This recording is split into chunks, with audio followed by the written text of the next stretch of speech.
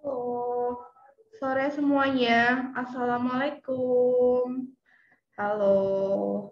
Yuk, yang udah mau weekend, boleh dong gabung di EG Live M-Trade sore hari ini, tanggal 12 November 2021. Saya pengen nyapa dulu nih.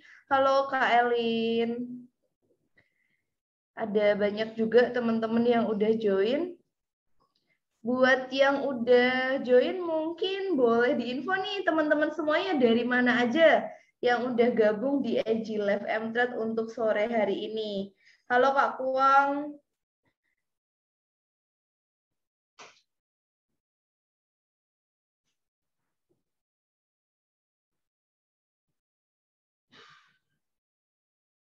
Oke, buat teman-teman yang baru bergabung, mungkin boleh diinfo teman-teman nih dari daerah mana aja nih followersnya M-Trade.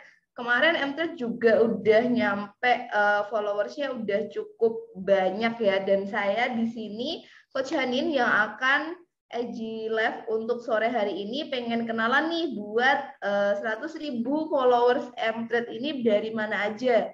Ada yang dari Solo, ada yang dari Jayapura. Oke, Gunung Kawi. Ini ngapain nih di Gunung Kawi? Nyari wangsit ya teman-teman semuanya. Ada dari Palu, Bali hadir, dari Binjai, dari Batam. Oke, banyak banget yang udah join untuk sore hari ini. Dari Medan, Semarang, Kudus.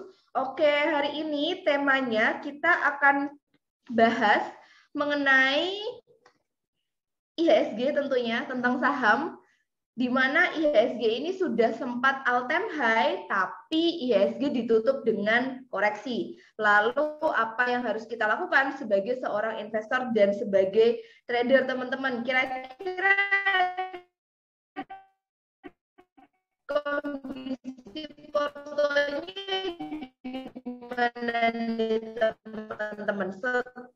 Akhir selama 1 minggu ini kan IHSG udah sempat naik lumayan kenceng, agak terkoreksi. Nah, kira-kira udah pada profit taking atau masih hold untuk saham-saham yang kemarin baru dibeli?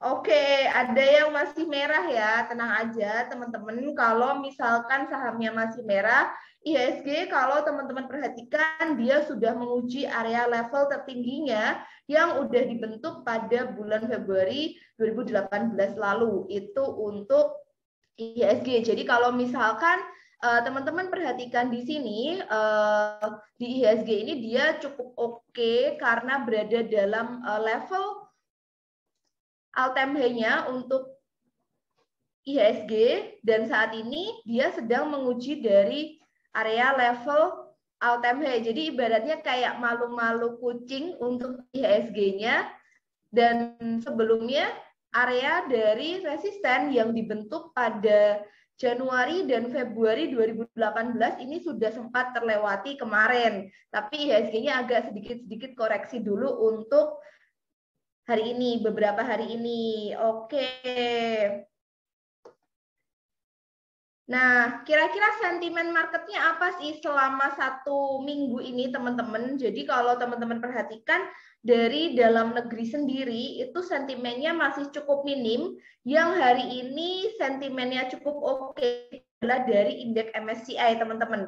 Jadi untuk indeks MSCI ini dia ada mengalami penambahan dan ada juga yang di-delete, teman-teman. Kira-kira buat teman-teman udah pada tahu belum nih indeks MSCI ini apa sih sebenarnya?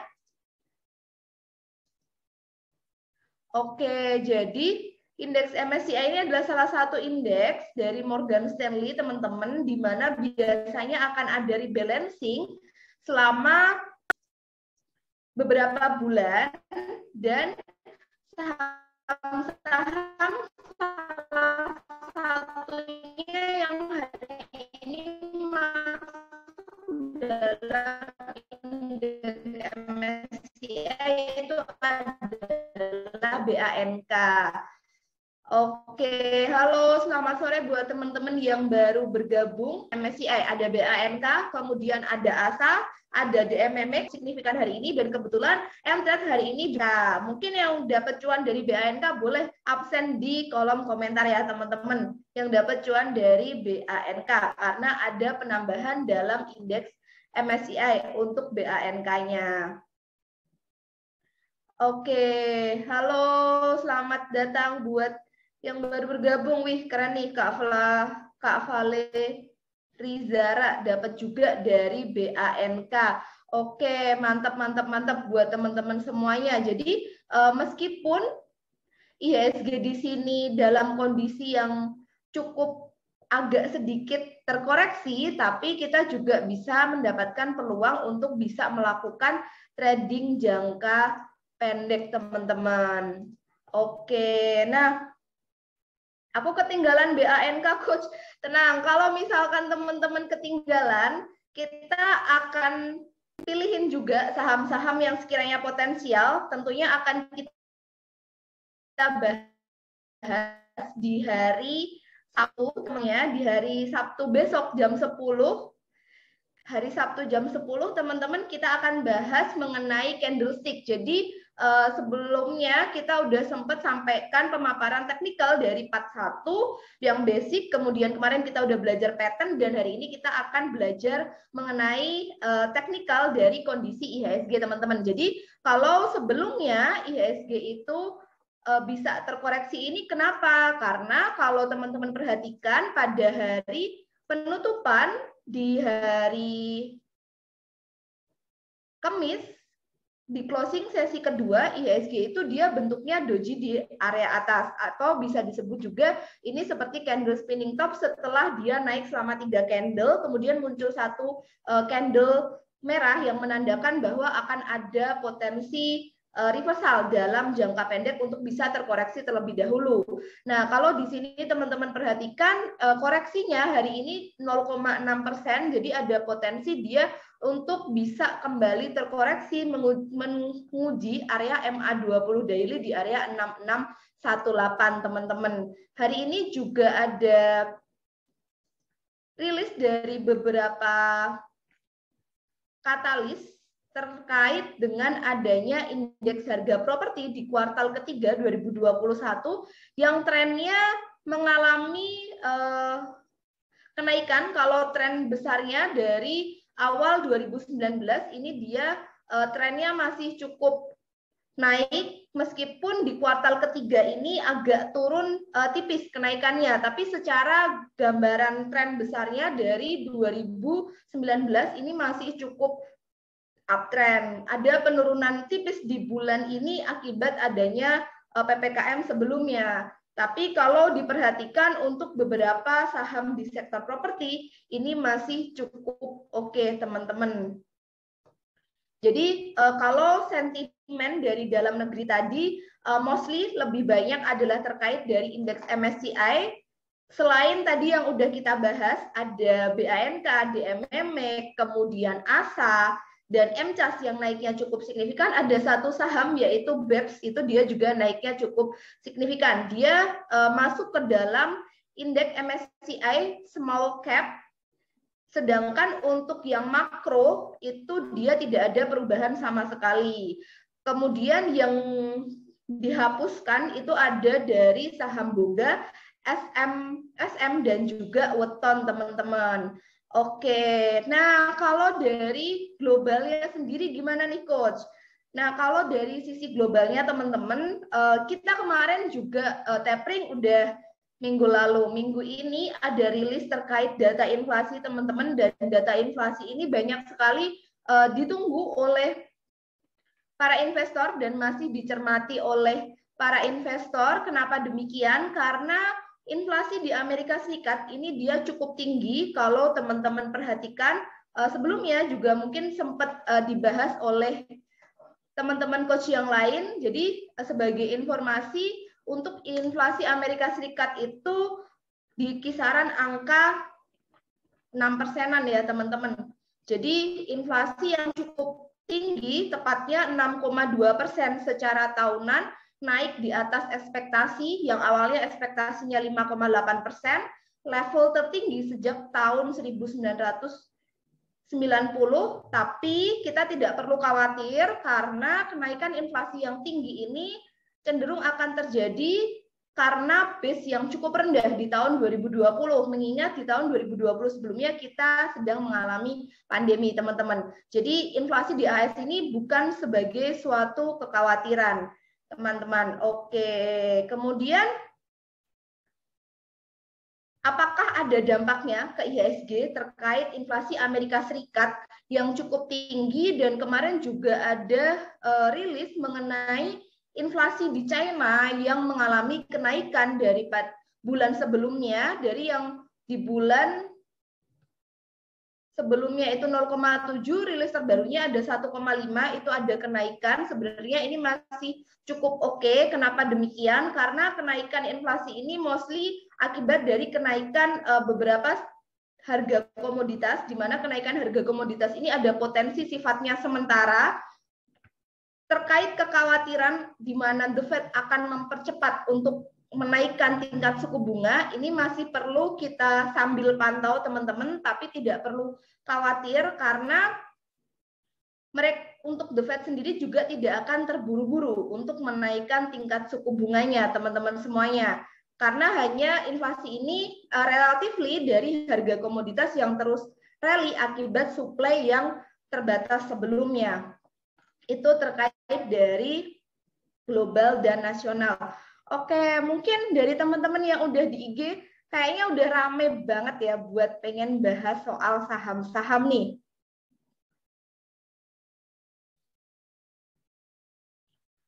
Oke, kira-kira kita bahas sektor apa dulu nih teman-teman?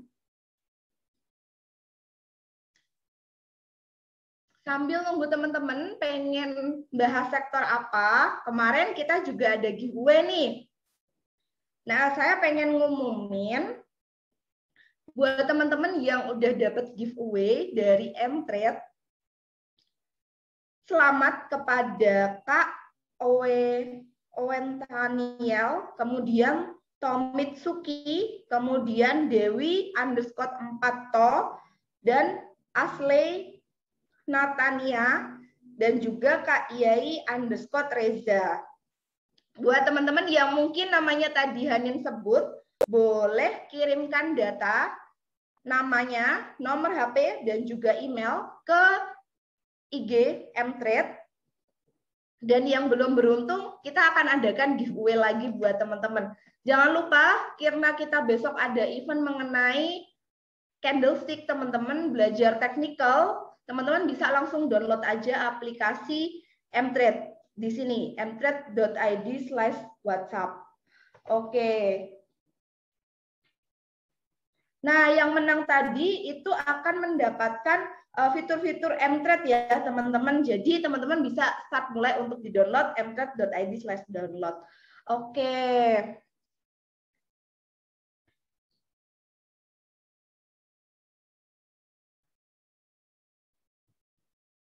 Di sini ada yang komoditas. Oke, komoditas. Kira-kira harga komoditas saat ini gimana? Untuk harga komoditas, teman-teman, relatively saat ini harganya masih cukup sideways ya.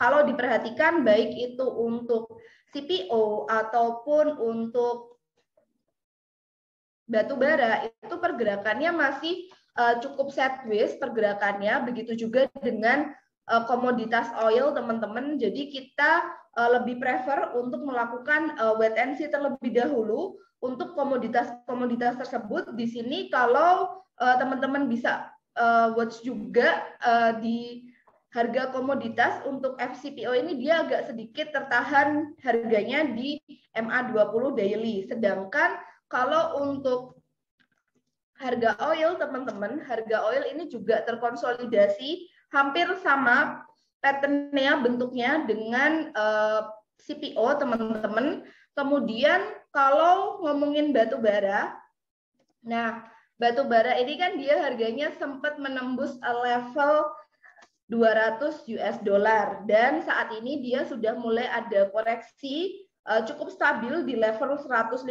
US dollar dan kemungkinan masih akan terkonsolidasi di range ini.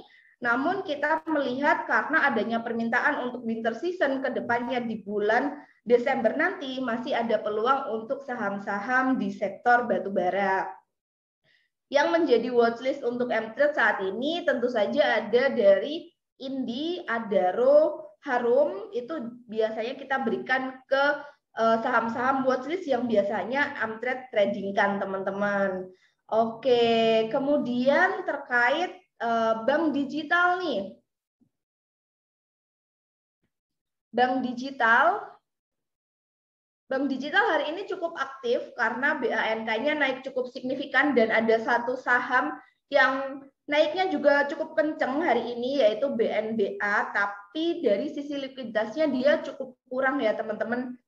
Kalau BANK sentimennya karena dia masuk MSCI, sedangkan kalau BNBA ini dia akan mengadakan right issue, cuman untuk penjadwalannya dia belum ada. Kalau untuk banking digital yang lain yang sudah mulai ada titik reboundnya itu adalah BBKP, teman-teman. BBKP ini sebagai salah satu banking digital yang juga akan melakukan right issue, di mana untuk pergerakannya hari ini berhasil mengalami rebound sebesar 4,47%, teman-teman. Jadi buat teman-teman yang mungkin trading ada di harga atas, ini bisa dimanfaatkan untuk mengurangi posisi. Tapi kalau teman-teman view-nya adalah untuk investing, perlu dilihat kembali secara fundamental. Kalau informasi yang kita peroleh terkait BBKP, teman-teman, untuk BBKP ini rencananya untuk right issue-nya adalah sebesar 4,7 triliun yang rencananya dana 16% ini akan digunakan untuk investasi, pengembangan digital, dan rebranding. Kemudian 84% untuk ekspansi kredit di segmen retail, link bisnis UKM, komersil, dan Indonesia rebranding kembali antara Indonesia dengan Korea. Karena kalau BBKP ini kan kita tahu bahwa BBKP ini dari Kukmin ya teman-teman. Kemudian terkait dari red issue-nya, harga RI-nya itu ada di 200 per lembar teman-teman semuanya. Oke, untuk HMETD ini dilakukan pada 22 hingga 26 November untuk perdagangannya, sedangkan cum HMETD-nya itu di pasar reguler dan negosiasi dijadwalkan pada tanggal 18 November. Jadi kalau diperhatikan 18 November itu ada di hari Kamis, teman-teman. Jadi masih pekan depan untuk BBKP. Kemudian kalau dari view teknikalnya untuk BPKP karena hari ini dia ada rebound dan candle-nya cukup full candle berwarna hijau, ada volume yang cukup besar, kemungkinan masih ada potensi untuk dia bisa menguat. Potensi penguatannya kemungkinan bisa hingga ke area 412. Disclaimer on ya teman-teman. Jadi kalau misalkan ada saham yang kita bahas di sini, ini sifatnya adalah sebagai edukasi buat teman-teman semuanya dan bisa digunakan sebagai studi case juga buat kita semua karena tujuan kita yaitu sama, bisa mengembangkan portofolio investasi kita di pasar saham, teman-teman. Oke, kemudian ada banyak yang nanyain apa nih, teman-teman? Banking digital yang lain, yaitu agro, teman-teman. Kalau agro gerakannya masih cukup sideways ya teman-teman untuk agro. Agro juga masih cukup terkonsolidasi, cuman yang cukup menarik di sini untuk agro itu dia selalu membentuk adanya higher low setelah sebelumnya sempat ada titik low di area 13-14 Oktober, kemudian ada penguatan.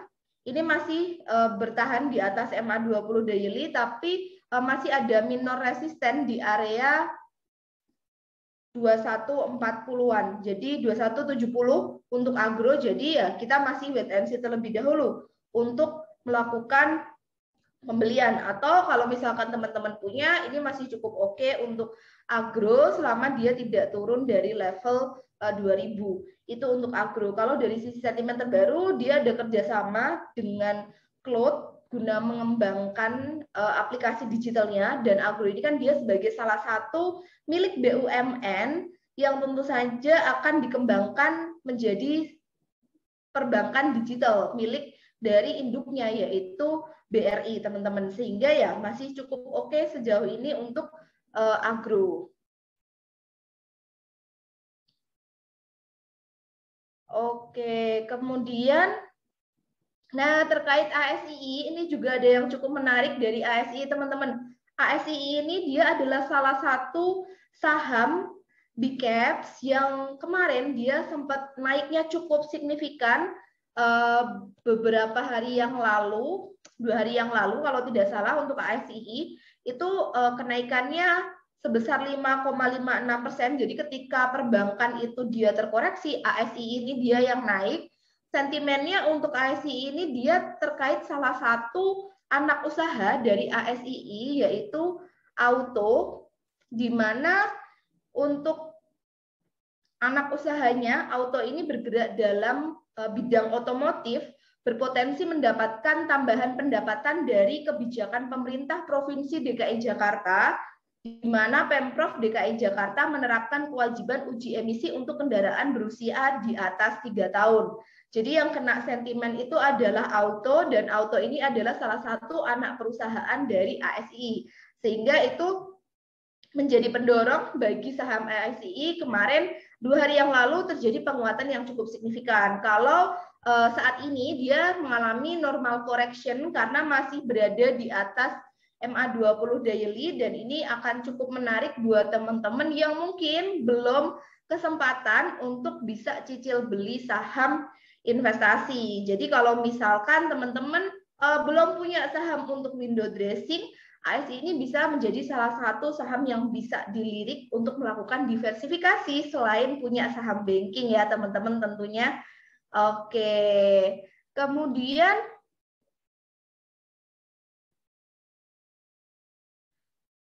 ada apa dengan BBKP di akhir sesi tiba-tiba aktif. Jadi biasanya saham yang dia udah turun dalam itu teman-teman ada yang melakukan spekulatif pembelian di area ARB. Biasanya ada seperti itu. Kemudian ya apakah kita boleh melakukan spekulatif pembelian seperti itu? Ya, kembali lagi dengan yang namanya pertama adalah apakah teman-teman siap dengan resikonya. Yang kedua adalah sudah buatkah trading plan-nya? Trading plan kalau misalkan harus melakukan pembatasan resiko dan area untuk melakukan profit taking.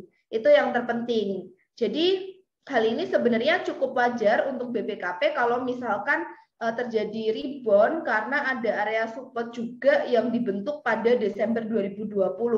Jadi itu area supportnya untuk BBKP ini. Tapi kemungkinan reboundnya masih akan cukup terbatas ke kisaran 412. Oke. Ada tebak-tebakan nih teman-teman di kolom chat. Wika apa yang saudaraan sama ICBP? Nah, tapi udah dijawab deh sama yang punya tebak-tebakan. Oke, kemudian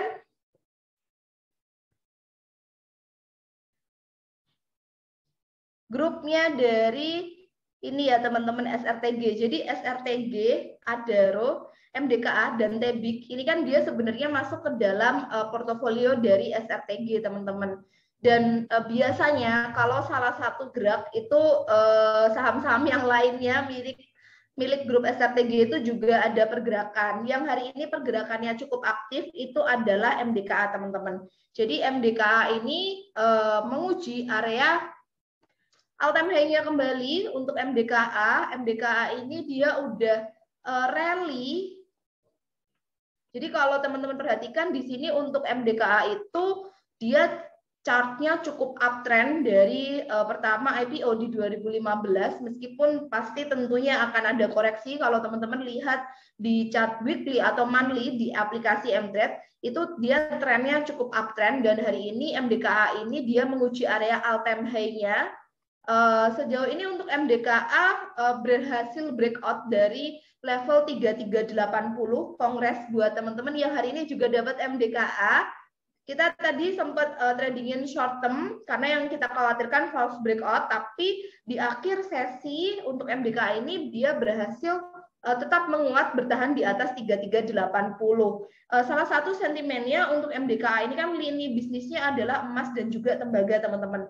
Nah, untuk emasnya ketika terjadi inflasi, teman-teman, otomatis banyak sekali pelaku pasar itu yang ingin melindungi nilai mereka dari aset beresiko, dan mereka memilih untuk memindahkan dari yang biasanya mereka trading saham, mereka trading ke gold atau emas. Dan kalau teman-teman perhatikan untuk harga emas selama 6 hari kemarin, harga emas itu sudah mengalami kenaikan sebesar 6%. Jadi MDKA ini salah satu katalisnya, pendorongnya adalah naiknya harga emas. Meskipun di sisi lain MDKA ini juga ada lini bisnis berupa tembaga, teman-teman. Secara chart masih cukup cantik, dan kalau teman-teman lihat chartnya, mungkin nanti bisa sambil dicek lewat aplikasi mTrade karena ada fitur charting di sana.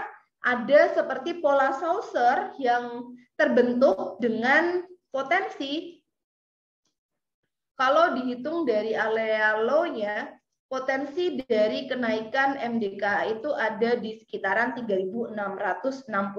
Tapi tentu saja target ini tidak bisa tercapai dalam 1 atau 2 hari ya, teman-teman. Bisa butuh proses, butuh waktu untuk harga suatu saham itu mencapai area tersebut.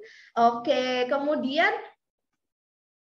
untuk teman-temannya seperti Adaro, kemudian SRTG, AGII, dan juga Tebik gimana? Nah, kalau untuk SRTG masih tertahan di atas di resisten MA20 daily, dan naiknya udah selama beberapa hari. Untuk trading jangka pendek mungkin udah harus bersiap untuk melakukan profit taking ya teman-teman untuk SRTG. Kemudian kalau AGII ini juga masih cukup sideways, teman-teman. AGII masih cukup sideways di area bawah juga. Kita lebih oke wait and see dulu karena belum cukup aktif untuk AGII-nya. Dan kalau Tebik ini dia sebenarnya kalau dari sisi teknikal cukup menarik ya teman-teman, karena udah turun dan masih tertahan di area support kuat MA200, sehingga untuk Tebik ini kita ngelihatnya cukup menarik untuk Tebik untuk mulai dicermati kembali. Oke, kemudian WSKT, teman-teman, kita kemarin ada event bareng WSKT, dan kita udah sempat bincang-bincang bareng dengan manajemen WSKT.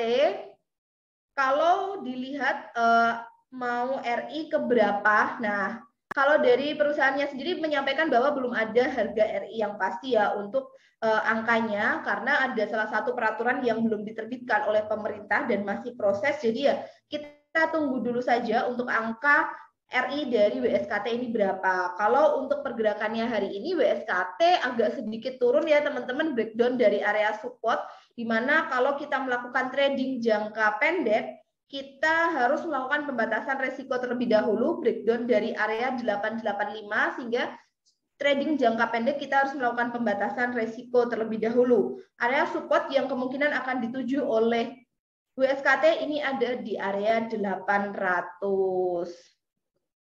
Oke. DMMX udah boleh average down, coach. DMMX ini kalau kita perhatikan ada satu pola reversal, nanti coba teman-teman cek. Kita melihatnya ada seperti pola inverted head and shoulder, masih berada di area resisten 2650. Kalau misalkan terbreakout, bisa dipantau. Dan kalau teman-teman punya di harga atas, bisa dipantau area 2650 ini kalau berhasil breakout. Tapi kembali lagi, money management dalam berinvestasi saham. Nah, mungkin di sini buat teman-teman yang masih pemula, kita pengen sharing dulu bagaimana sih cara money management yang tepat buat pemula. Jadi kalau misalkan teman-teman masih pemula di sini, selalu awali dengan modal kecil. Jadi modal kecil itu berapa sih? Kak, modal kecil itu mungkin tiap orang berbeda ya. Mungkin ada yang diawali dari 5, ada dari 10, atau mungkin dari 500.000. Itu tidak masalah. Yang penting uang tersebut adalah uang dingin. Kalau misalkan nanti teman-teman mengalami kerugian, teman-teman nggak merasa panik. Jadi ibaratnya uang tersebut itu adalah uang belajar kita di pasar saham untuk mengembangkan portofolio kita lebih baik lagi. Kalau udah dimulai dari start small, teman-teman, kalau masih pemula, biasanya kita sarankan untuk trading itu maksimal 10 saham aja. Kalau misalkan modalnya cukup terbatas, bisa lakukan diversifikasi 3-5 saham supaya portofolio teman-teman tidak terkonsentrasi kepada salah satu saham aja gitu.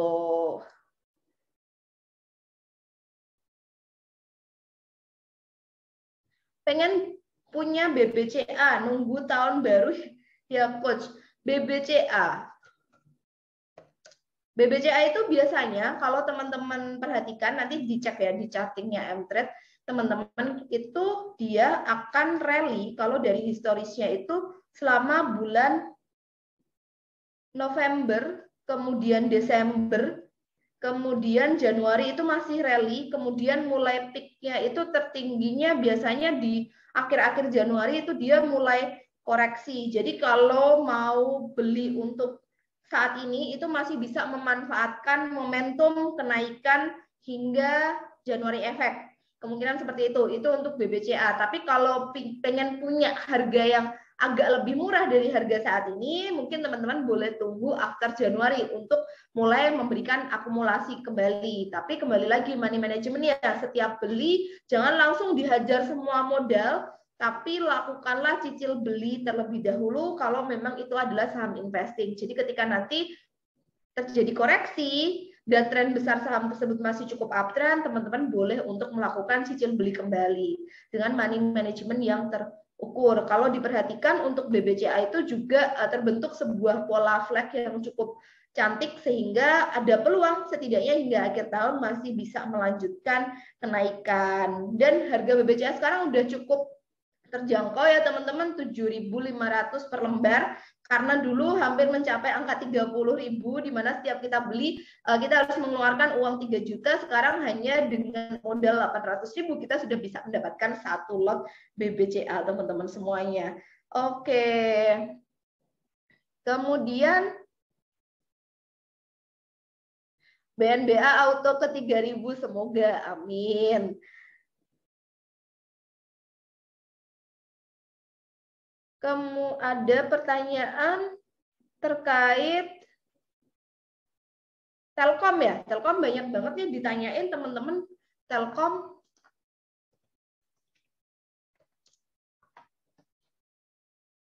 Telekomunikasi Indonesia.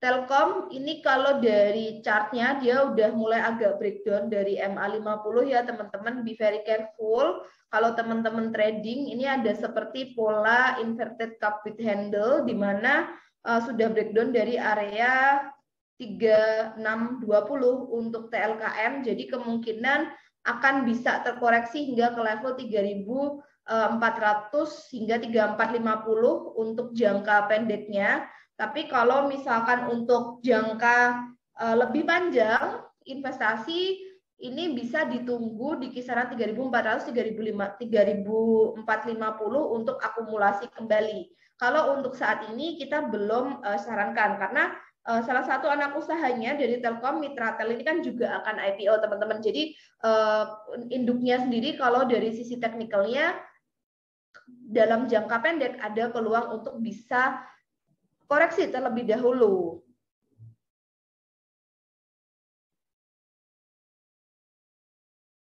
Kemudian, oh ya, ada BBYB ya.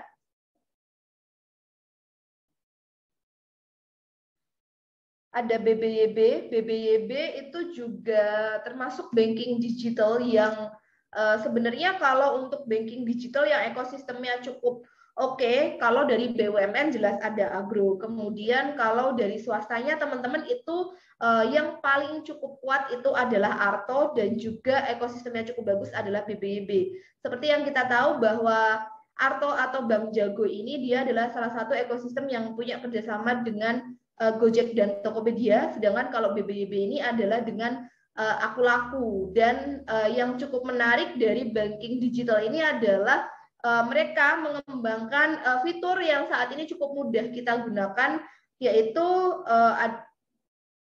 beli sekarang bayar nanti. Hayo yang kemarin Harbolnas belinya pakai pay later, ngaku dulu. Nah, itu salah satu yang dikembangkan oleh banking digital di era saat ini, terutama untuk di Arto dan BBYB. Dan untuk pengunduh aplikasi di Bank Jago dan BBYB ini lebih banyak dibandingkan untuk Arto sendiri yang mengunduh aplikasinya kalau di App Store gitu.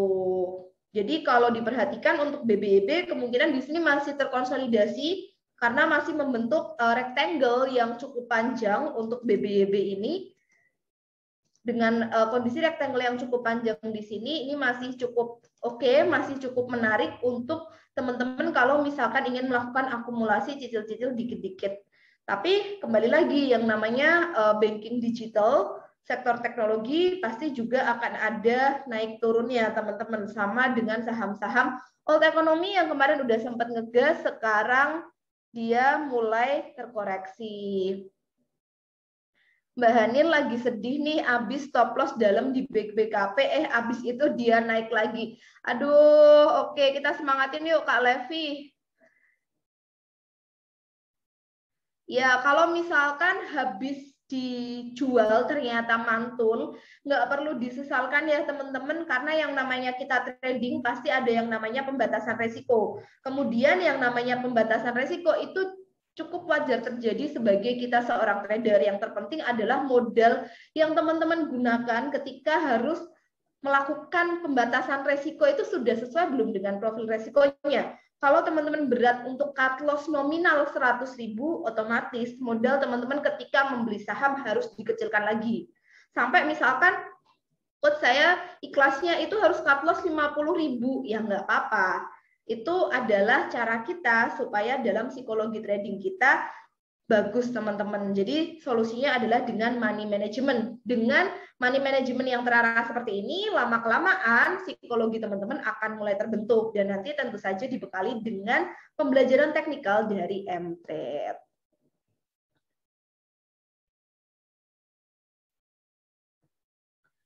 Oke, kalau consumer good. Consumer good kemarin, ini ya cukup banyak ya teman-teman consumer good. Consumer good ini dia cukup banyak ditanyakan, ada INDF, kemudian ada Unilever dan ada ICBP teman-teman.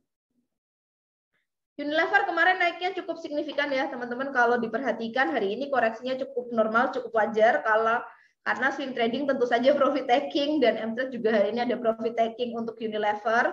Dia udah sempat dia berhasil dekot MA20 tapi agak turun dikit, ini masih cukup oke, masih ada pertanda akumulasi di sini, masih cukup oke untuk Unilever. Kalau misalkan untuk hold setidaknya untuk memanfaatkan kenaikan di kisaran 5.300 itu untuk Unilever, karena kemarin sudah sempat ada akumulasi. Yang masih cukup murah dan berada di area support itu adalah INDF teman-teman. Nah, INDF ini juga masih terdiskon secara valuasinya, di sini masih cukup terdiskon, berada di area support juga di kisaran support 6.200 sehingga masih cukup menarik. Jadi Indofood ini sebagai induknya dari ICBP. Kalau ICBP pasti teman-teman udah pada kenal yang hobinya makan mie, apalagi ketika musim penghujan seperti ini, pasti yang nyetok Indomie di rumah banyak. Biar kalau malam-malam terjadi hujan, teman-teman nggak repot untuk harus keluar nyari makan. Nah, kalau ICBP juga sebenarnya masih berada dalam area konsolidasinya. Hari ini memang ada sedikit penguatan. Penguatannya tertahan minor resisten di area MA20 di level kisaran 8975. Oke. Kemudian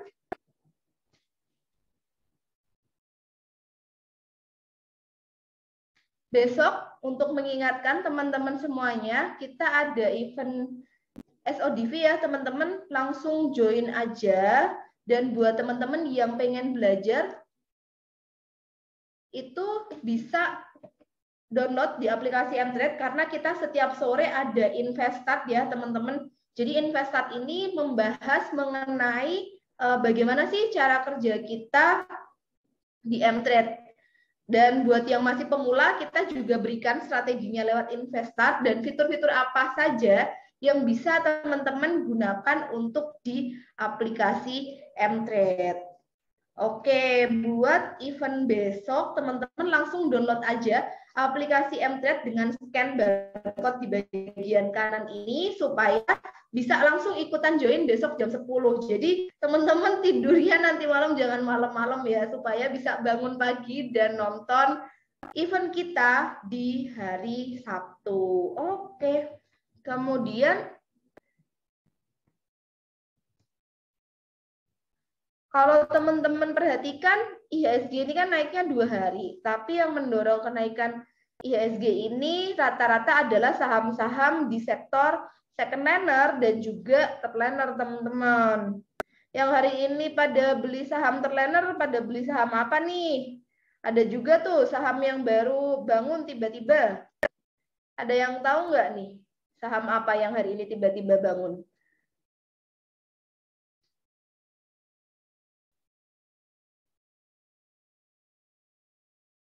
Oke, ada good question nih dari Kak Democi.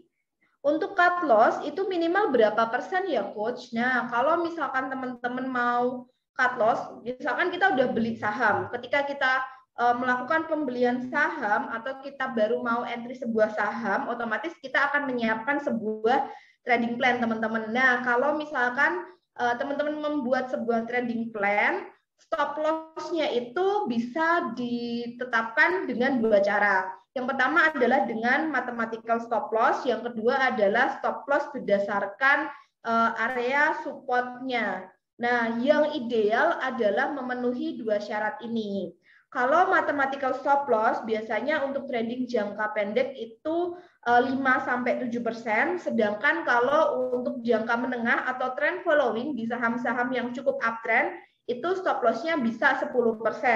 Idealnya berada di bawah support, teman-teman. Jadi support itu adalah salah satu ibaratnya alas yang menahan harga itu turun lebih dalam, itu biasanya disebut dengan support, dan stop loss yang baik itu ada di bawah support idealnya secara teknikal. Kalau mau digabung boleh, jadi kalau untuk swing trading atau untuk jangka pendek teman-teman itu bisa di bawah dari area support dan biasanya berkisar 5-7%. Itu cara stop loss yang cukup ideal. Terus mungkin ada pertanyaan, Coach, apakah stop loss yang ideal itu harus 5-7% kalau dari mathematical stop loss? Tentu saja tidak. Untuk saham-saham high volatile seperti saham-saham third liner, teman-teman boleh memberikan stop loss yang lebih ketat. Kenapa demikian? Karena biasanya saham-saham third liner itu dia gerakannya naik turun dengan cukup signifikan, dan untuk mengamankan modal, teman-teman bisa stop loss ketat, dan ketika sudah floating profit, teman-teman boleh gulung cuannya. Kayak gitu. Kemudian,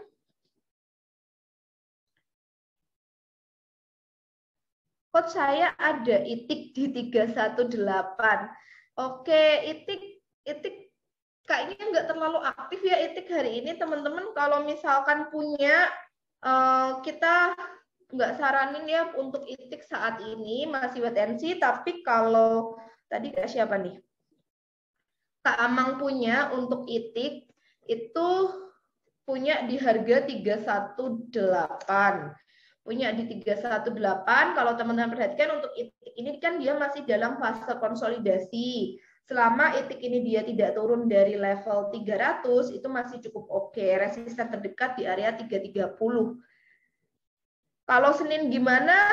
Kita bukan cenayang ya teman-teman. Jadi analisa teknikal itu dia gunanya adalah membantu kita untuk mengetahui arah pergerakan harga ke depan. Kalau disuruh nebak pasti naik atau turun, dalam saham itu dia pasti adanya adalah terkait probabilitas. Jadi ibaratnya analisa teknikal ini adalah sebagai GPS kita sebagai seorang trader gitu.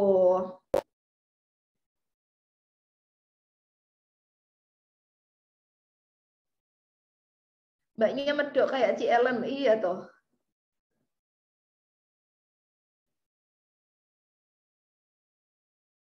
Nah, iya nih ada Cepro, teman-teman. Ya, Cepro itu memang baru bangun ya untuk kemarin. Cepro ini dia salah satu saham high volatile, tapi naiknya dia udah 3 hari teman-teman. Dan be very careful buat teman-teman yang mungkin baru mengenal saham Terliner ini, buat teman-teman yang cukup pemula, ini kita kurang sarankan untuk nge-trade saham-saham model seperti ini.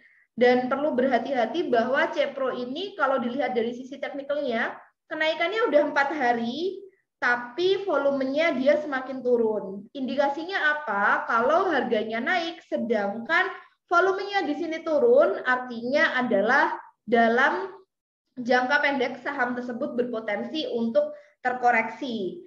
Dan hari ini dia udah mulai muncul candle ekornya cukup tinggi. Tadi udah sempat naik ke level harga 80, turun ke level 70. Ini dia fraksi harganya 1, jadi naik turun cepat itu secara presentase itu dia gain loss-nya akan cukup tinggi. Jadi be very careful untuk Cepro karena sudah mulai ada tanda-tanda bisa terkoreksi dalam jangka pendeknya.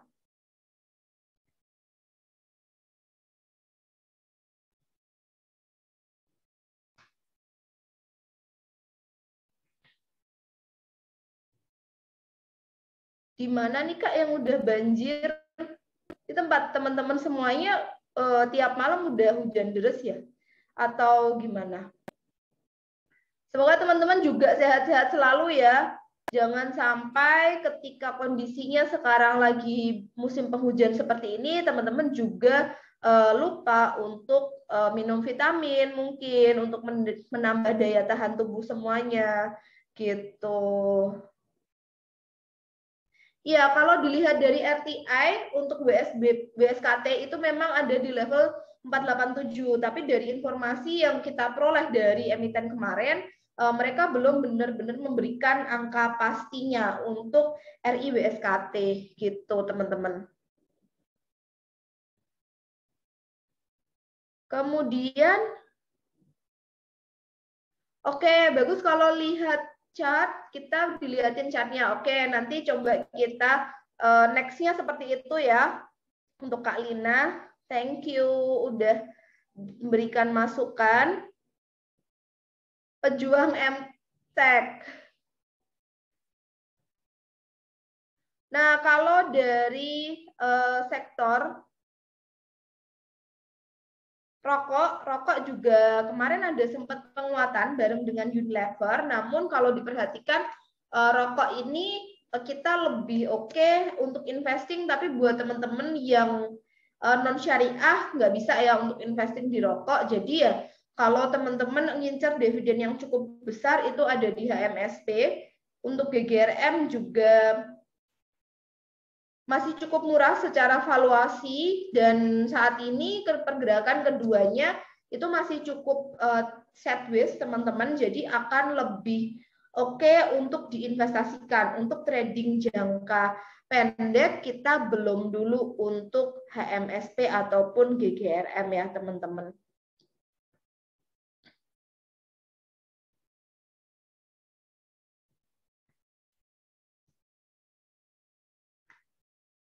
Oke, di sini. Nah, ada pertanyaan yang cukup menarik nih teman-teman terkait dengan kripto. Oke, ada update terbaru ya terkait kripto teman-teman. Jadi kripto itu ada beberapa pernyataan yang menyatakan bahwa kripto itu haram. Kalau untuk di Indonesia sejauh yang saya tahu memang barusan keluar terkait berita tersebut. Tapi tentu saja kalau dari pandangan saya pribadi sebagai seorang Muslim, kripto itu adalah sebuah teknologi yang memang sudah dikembangkan hingga dari tahun 2009. Mengingat pada waktu itu terjadi krisis properti di Amerika Serikat, di mana ada ketidakpercayaan dari investor terhadap pemerintah dalam menangani pergerakan keuangan pada waktu itu di Amerika Serikat, sehingga muncullah mata uang kripto dengan teknologi blockchain. Yang kalau untuk pendapat saya pribadi terkait dari kripto ini, teman-teman, kripto ini kalau untuk saya, karena saya juga ada trading untuk kripto, saya meyakini bahwa untuk saat ini kripto itu dia masih akan terus dikaji ke depan, karena kita tidak bisa menolak sebuah teknologi. Yang namanya teknologi itu pasti akan berkembang, pasti ada plus dan minusnya, dan disinilah peran pemerintah untuk turut andil supaya minus yang ada dalam teknologi baru ini tidak terlalu banyak atau bisa dikendalikan. Kalau selagi kita tujuan membeli investasi tersebut adalah untuk tujuan yang baik, bukan tujuan yang jahat, otomatis saya merasa secara personal itu masih cukup aman untuk saya pribadi ya teman-teman. Tapi ini kembali lagi ke masing-masing untuk teman-teman semuanya. Nah, terkait dengan kripto, kita juga ada pembelajaran setiap hari Rabu malam jam 6:30 dan di hari Sabtu jam 4. Oke. Oh, sorry. Hari Minggu, teman-teman. Kalau Sabtu kita SODV. Hari Minggu jam 4. Kemudian, Coach BNB apakah akan ATH? BTC kemarin udah ATH kan ya, teman-teman? Ada yang trading kripto juga nggak nih di sini? Atau teman-teman udah pada jago-jago pakai future-nya? Kalau teman-teman udah pada jago-jago, wah hebat banget nih teman-teman yang di sini. Kalau yang belum, belajar dulu, mungkin bisa di saham dulu ya. BNB, BUSD udah sempat ATH kemarin di 7 November, kemungkinan ini bareng dengan kripto ATH-nya, saat ini dia koreksi normal, cukup normal setelah rally dari 28 Oktober kemarin. Jadi kalau ditanya apakah masih ada peluang untuk ATH ya, akan ada peluang kembali gitu.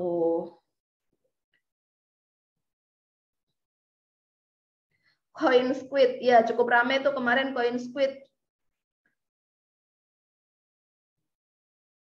Tips untuk pemula nih, good question nih dari Kak Mahendra Putra 6509. Tips untuk pemula untuk mengetahui saham itu bagus atau tidak. Jadi kalau teman-teman pengen tahu saham itu bagus atau enggak, bisa dengan dua cara. Bisa dengan analisa teknikal dan juga analisa fundamental. Bedanya apa? Kalau analisa fundamental, teman-teman ibaratnya adalah membeli bisnis. Otomatis teman-teman tahu ini perusahaan apa dan perkembangannya gimana. Dari sisi perusahaan tersebut menghasilkan laba, apakah untung atau ternyata rugi, manajemennya seperti apa, apakah selalu memberikan inovasi, dan mungkin dilihat juga dari sisi valuasi. Apakah dihargai oleh pasar dengan harga yang cukup premium, masih terdiskon, atau seperti apa. Itu adalah salah satu cara mengetahui suatu perusahaan bagus atau tidak dari sisi fundamental. Nah, kalau buat teman-teman yang pengen tahu itu bisa dipelajari dengan analisa laporan keuangan. Sedangkan yang satu lagi adalah analisa teknikal. Kalau analisa teknikal, teman-teman tidak perlu mengetahui itu perusahaan apa. Teman-teman tinggal melihat dari pergerakan dari harga dan volumenya seperti apa.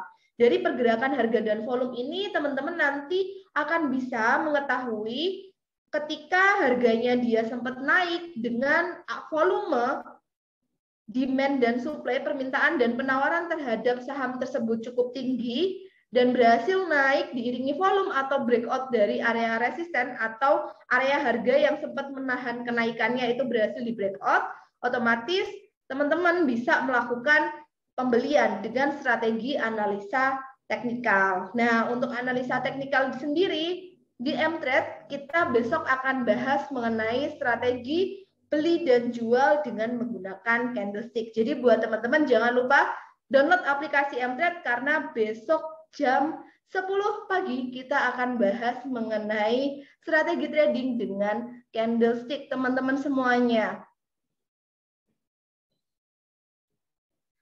Oke. Terima kasih buat yang udah gabung, ada yang komen. Wah, Susah banget belajar analisa teknikal.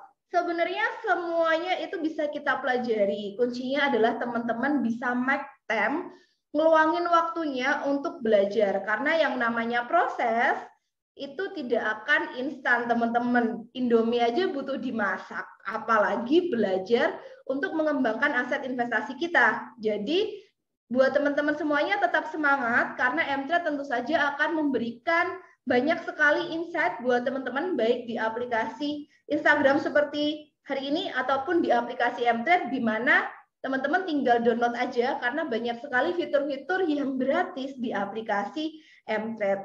Oke, terima kasih yang udah bergabung. Buat teman-teman semua yang udah download aplikasi MTrade kita, jangan lupa berikan review bintang 5 baik itu di iOS maupun di Android supaya bisa memberikan motivasi kepada teman-teman yang lain untuk semangat lagi belajar di pasar saham dan mengembangkan portofolionya. Saya Coach Hanin, salam profit. Dadah.